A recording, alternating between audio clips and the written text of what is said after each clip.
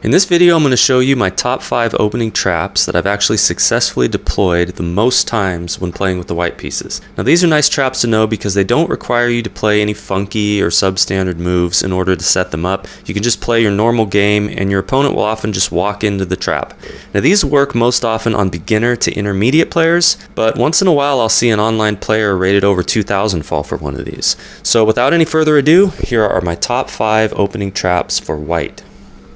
This first trap can occur when black plays the Caro-Kann defense. So c6, d4, d5, I like to play e5 here. And now c5, you'll see this from time to time, it's not the most common move. Here I like to play knight f3, knight c6, and then I take on c5. Black likes to play bishop g4 here, you know, undermining white's defense of the center, pinning that knight.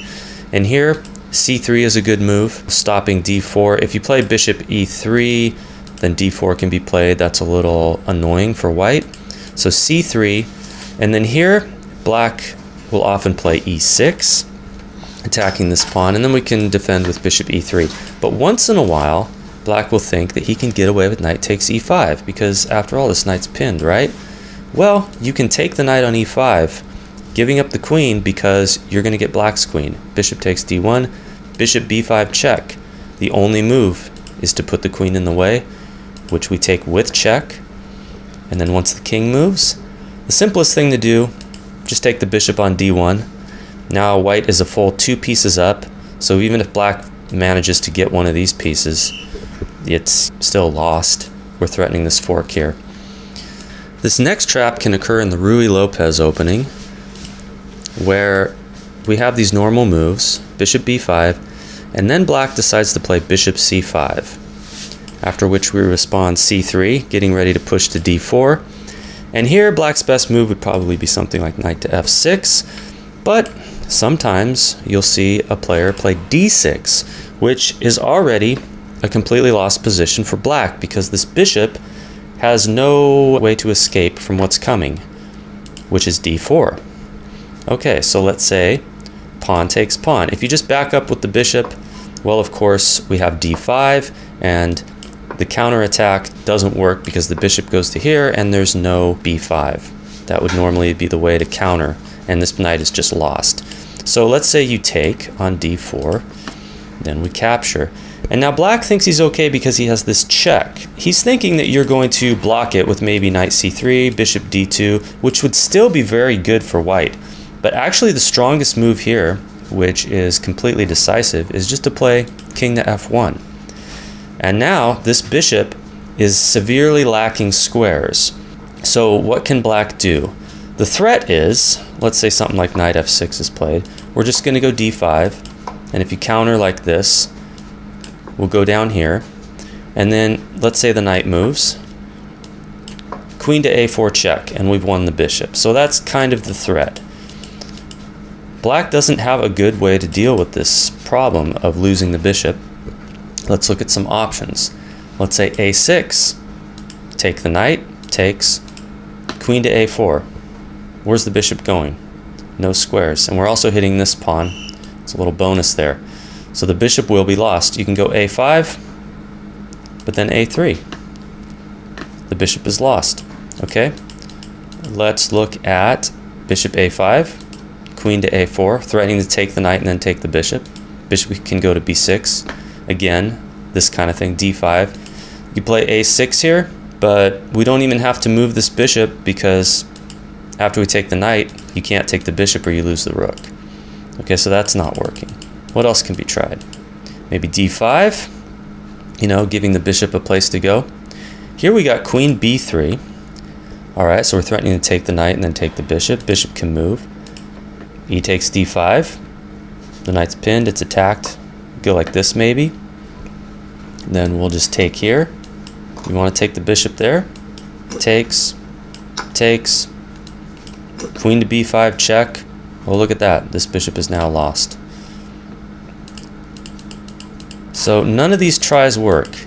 Let's look at bishop d7 here, queen to a4, and here, if you, let's say, play a5, then we just go a3, the bishop is lost. You know the threat was to take the knight and then take the bishop with the queen. Let's say you try moving a knight to here, d5, knight moves, just take on b4. So there's really nothing for black to do. A full piece will be lost one way or another. This next trap features a nice tactical resource that you'll see from time to time in this opening or an opening similar.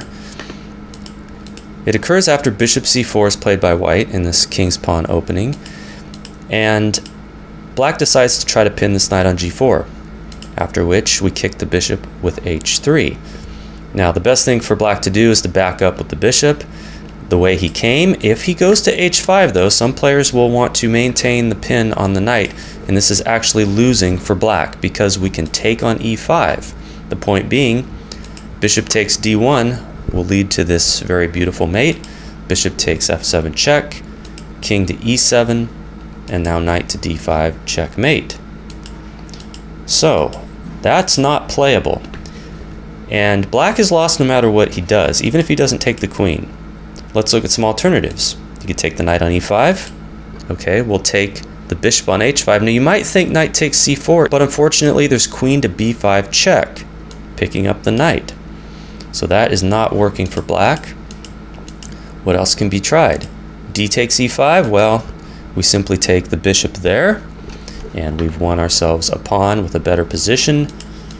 You could try queen to g5. You know, we're hitting g2. This knight's under attack here. But here, we'll just go knight to g4, getting that knight out of danger, and white simply won a pawn. You know, this is going to be good for white. We can take with the queen or the pawn, and white just has a better position here. Maybe take with the queen, takes. Black can play knight d4, attack the bishop. We'll just back up, defend the pawn. Everything's good. Next is an opening trap that Bobby Fischer famously deployed against the Grandmaster Samuel Reshevsky in this accelerated dragon variation of the Sicilian defense. We'll go through these opening moves here. They're quite well known. This is the line where black does not play d6. He leaves the two central pawns on their original squares and plays knight f6, bishop c4, castles, and then the bishop will drop back to b3. Now once in a while you'll see a player do what Samuel Reshevsky did and go after this bishop on b3, thinking, hey, knight for bishop trade, that's good, right? Well, we'll start by playing e5, and now the knight should move. You could try knight takes b3 here, but then we're going to take on f6, knight can take on a1, take on g7, king takes, and this favors white. This is much better for white here. Maybe that is black's best play at this point, but knight to e8 will often be played because if a player gets to this point, they probably won't see what's coming, which is this amazing move, bishop takes f7 check. And black will lose his queen or get checkmated in this variation. So let's look at his options. King takes f7, we're going to go knight to e6. And if the knight's taken, well, you lose your queen. King takes e6, queen d5, this is going to lead to checkmate. And you can work this out if you want. The king gets driven over here, and you can see that black is not going to survive this. So there's the checkmate right there. All right, and back here, of course, if the knight is not taken, anywhere the queen moves, it's going to be captured. So the queen is lost or black gets checkmated. The same thing with rook takes f7. You go knight to e6, and the queen is lost in the same way. If the king moves, same story. So that is quite an amazing sequence of moves, and it's nice to know because you will see an opponent fall for that once in a while. Now I'm going to give you a couple bonus traps in the Sicilian Dragon.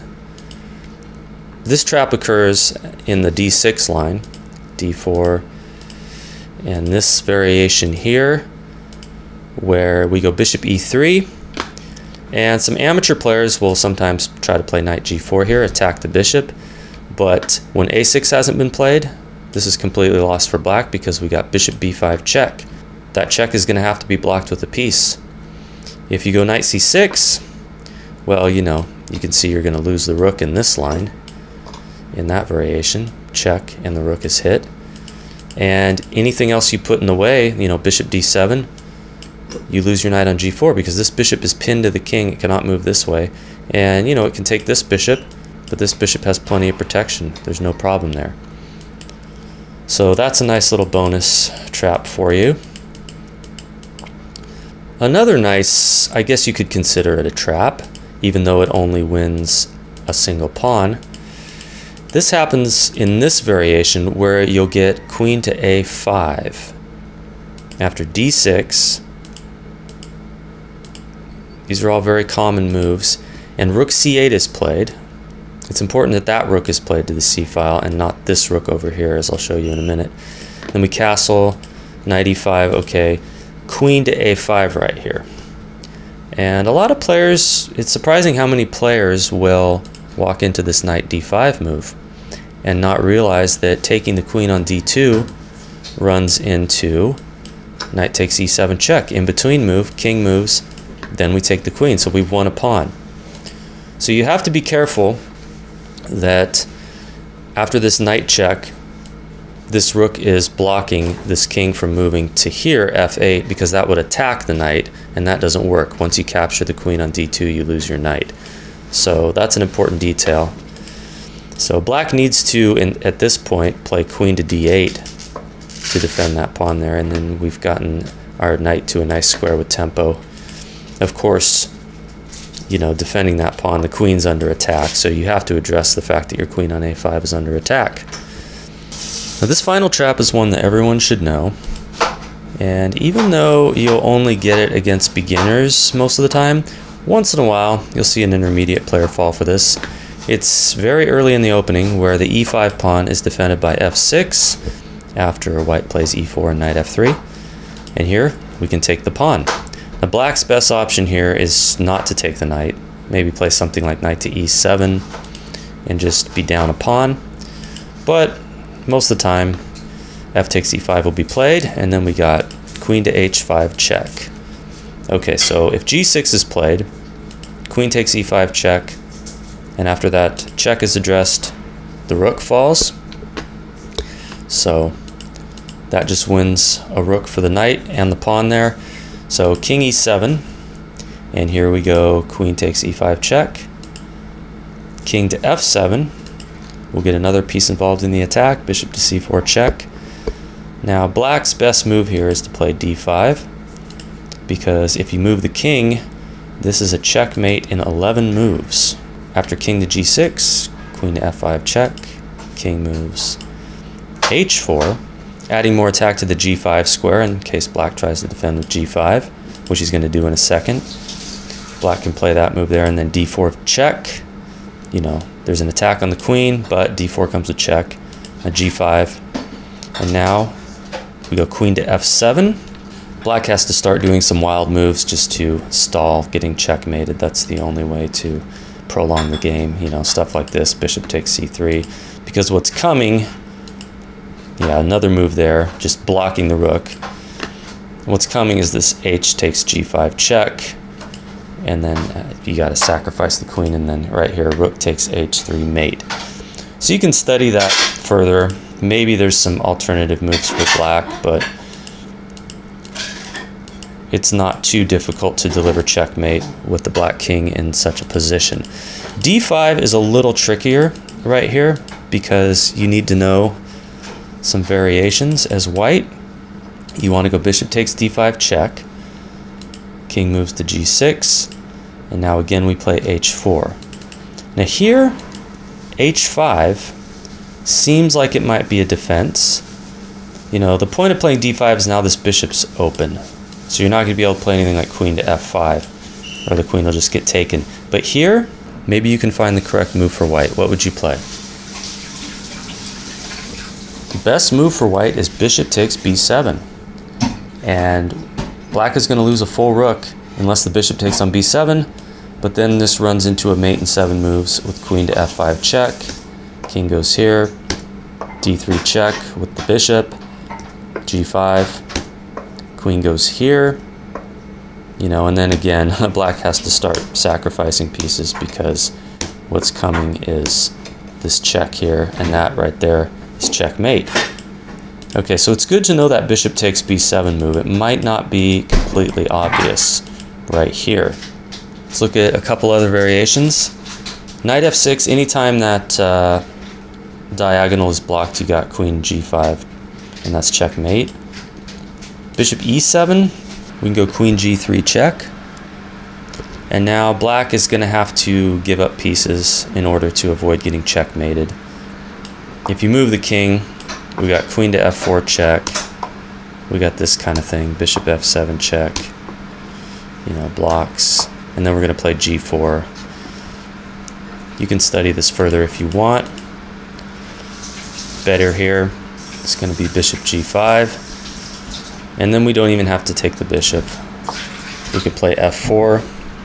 And black doesn't have any good defense against something like f5. At the end of the day, when the king is in such a precarious position, black is going to have to give up material or get checkmated. So you can study those lines on your own further if you want to. So that concludes today's video. I hope that you found it interesting and informative, and that you can use some of these traps in your own games. Thanks for watching.